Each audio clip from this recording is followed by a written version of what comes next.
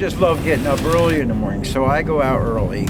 I've been getting up early for over 30 years now, and I can't break the habit. It takes a lot of perseverance, what it does take, and I guess anybody could do it, just you can't get a company to work for it right now because there's so many clammers, and each plant only has so many baskets to be filled.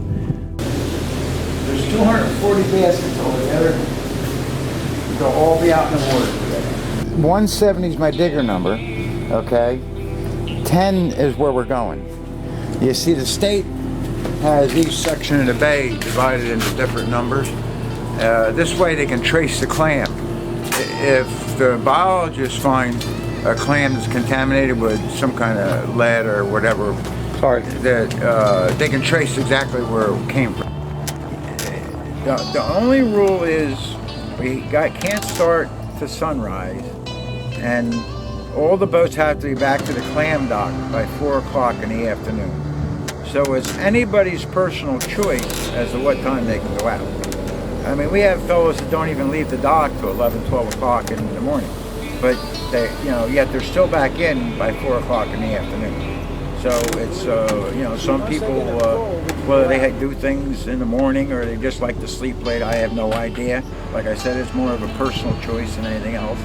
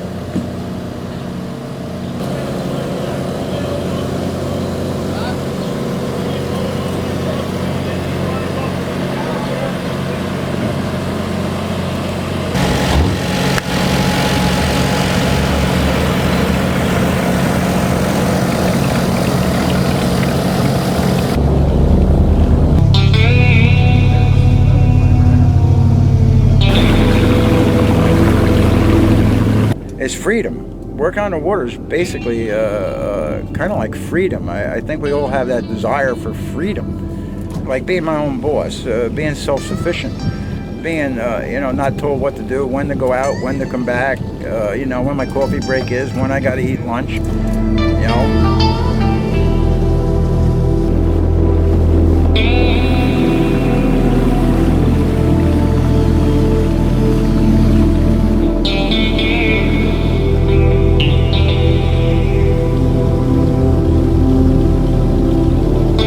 The bay's clean, and that we have what we call the New Jersey Department of Water Monitoring. They come out and constantly check this bay, and it's clean, believe me, or else they wouldn't let us out here. It's clean.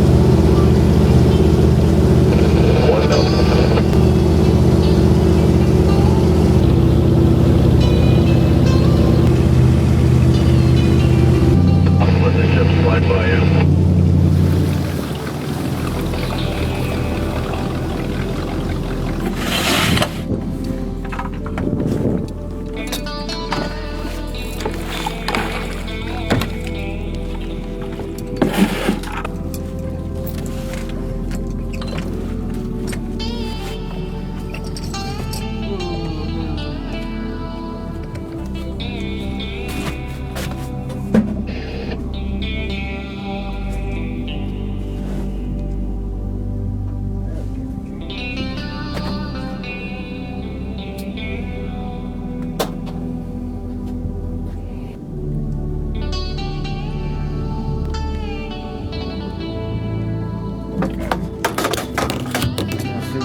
It up, or even when I do this, it keeps the handle on top of the water. 60 foot altogether. Then I start a lobster fishing. As you can straight this and so on. Rod and reel.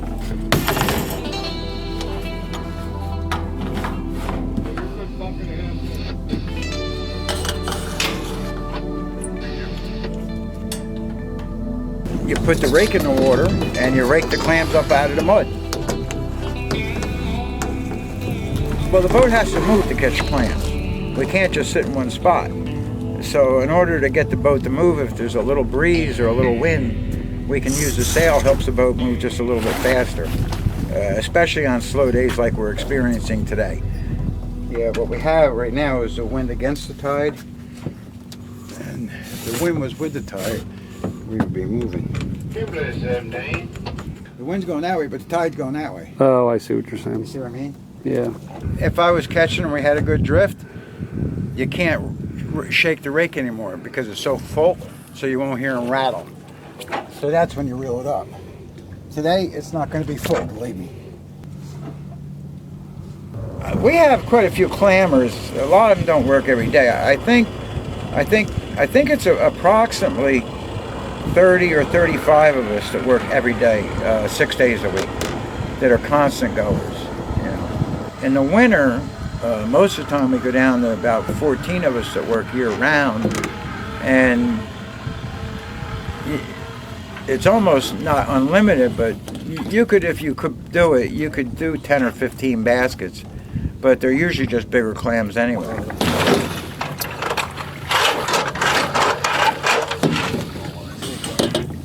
This is poor, real poor. For all the work, yeah.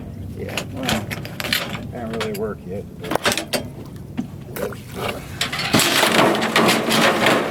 There was something stuck on the tooth of the rake holding the rake about. Oh. With all the regulations with the fish sizes and the price of fuel anymore, you don't see, I mean, 20 years ago you would have seen 20 boats going out, 30 boats, sports all over the place. And now, especially after the storm, a lot of people don't even have any sports boats left, you know. If this is so hard, why do you do it? Love the water. Yeah, but Once you're on the water, you can't really get away from it. It gets in your blood. You know, if you got up in the morning and didn't have a boat to go down to, you wouldn't know what to do. You know, the government stepped in and they don't let you just go do anything you want. You have to have a license, and most licenses are what they call limited access. So if I wanted to go, say, drag a net for fluke, you know, be a dragger, I would have to basically buy somebody else out, buy their permits and all that. You see, so the government made everything more difficult. See, the faster you go, the more tink, tink, tink, tink you'll feel. That's the clams hitting.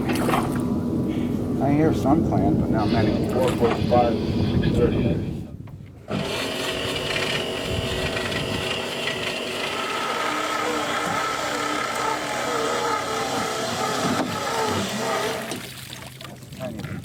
From the tide line on the beach to some guys do work in the Raritan Bay in 30 foot of water, and I'm sure there's clams deeper than that. You know, so I mean, they don't really stick to one certain depth. There's no real secret depth or anything. You can find them pretty much any place.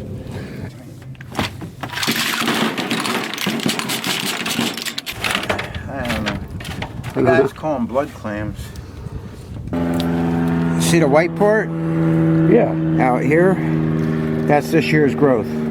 That's 1 year's growth. Some people say that we think we're really taking a little too many. But the growth rate in Sandy Hook and the Raritan Bay is unequaled in the world. And the New Jersey DEP, they know that. And they come out and they tow a dredge in the exact same spot for the exact same amount of time. And then they reel it up and count the clams. And they go to maybe 10 different spots in Sandy Hook and Raritan Bay. And then they take the count that they got that day, compare it to the count they got a year or two ago, and they see that the amount of clams they caught is still the same. So according to them, we're not overfishing the bay. If the tide starts coming in with just this little bit of breeze, we will move a little bit. You know, like I said, right now the tide is holding us back. If you've never done it before, it's going to really hurt, and I do believe you give up because it is hard work. There's no doubt about it. It's worse than digging ditches with a shovel, and they don't even do that anymore. They use a backhoe. but we still have to work with the old rake. We can't use anything modern. And to talk you into clamming, I wouldn't try to talk anybody into it, because it's just a laborious ungodly job, and you don't have any like steady income. Your pay varies week to week. It can be good, it can be bad, it can be mediocre. In the winter we get a lot of time off where there's no pay, so any money that you do make in the summer you got to try to hold a little bit to get you through the winter. So working on the water, it's just like any other job on the water. Some fisheries are good in the winter, and then the guys have nothing to do in the summer, and vice versa. You know, we do better in the summer because the clams are easier to market, and we catch the smaller ones. In the winter, we catch mostly big clams, so our paychecks go down severely. That's all there is to it. Okay. We're back to the yard. You guys have food trains today?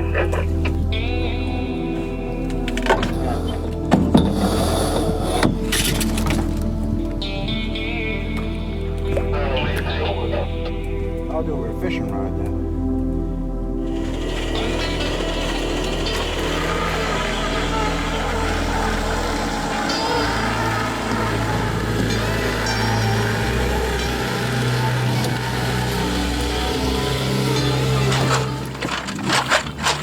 This works. Alright, so you can see something. There we are. These are conchs. They eat these. They got pots out here to catch these. It's another kind of snail, conscious.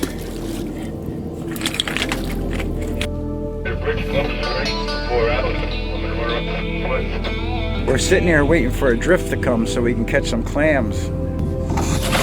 That's a big clam. You can tell he's got stuff going on. Little neck, top neck, cherry stone, and the next one up to be a chowder.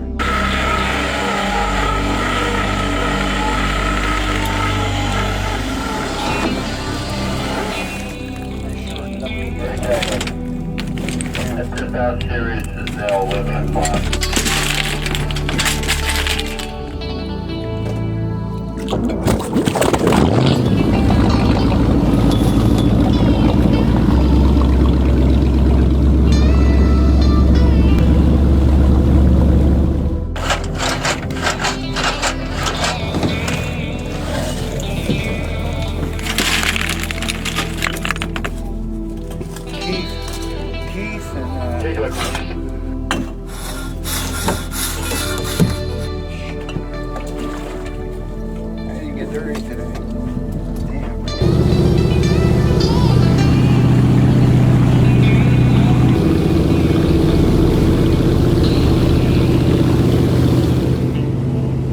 We're limited to 240 baskets, have to be divided up amongst so many diggers.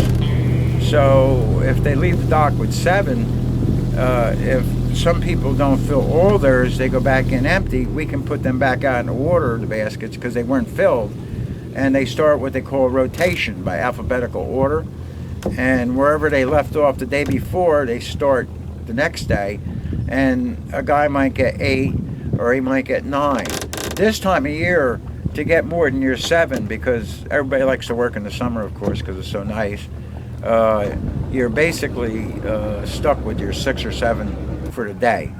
In the summer, because we catch a lot more of the small ones, there's a lot more small ones in a basket than there is big ones, of course. In the summer, we'll process, we've processed up to 175,000.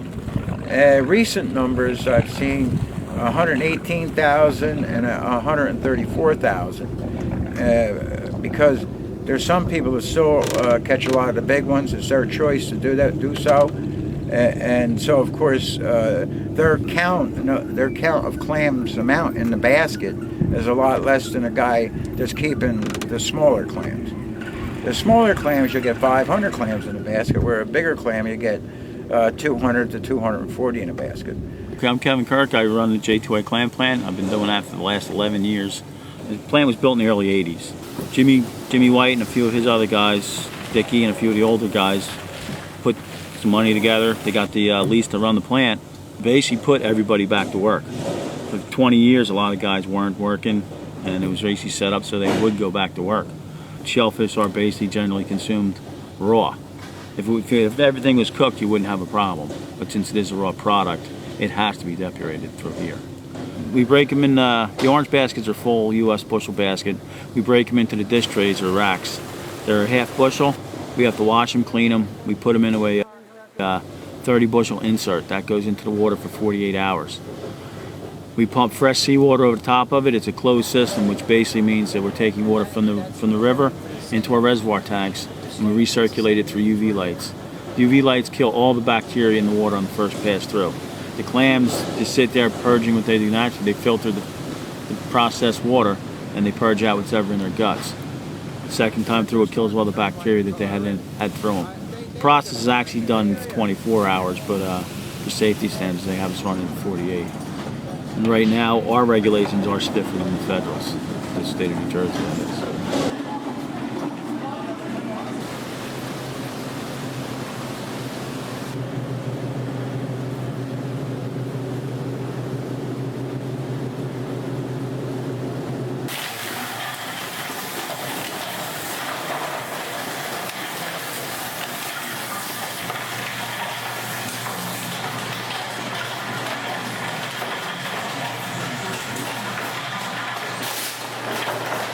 Certified is our sales arm. The Babies Protect Association basically formed that company to sell our product. For some reason, the state will not let me move product. A lot of our stuff will go to Virginia, Boston. A lot of it goes still to Philadelphia and the New York markets. I'm amazed at how many people walk down here and have no clue we're here. I mean, this is people who've been in town for a decade or two, have no clue we have a clam plant. They have no idea that Highlands was built on clams.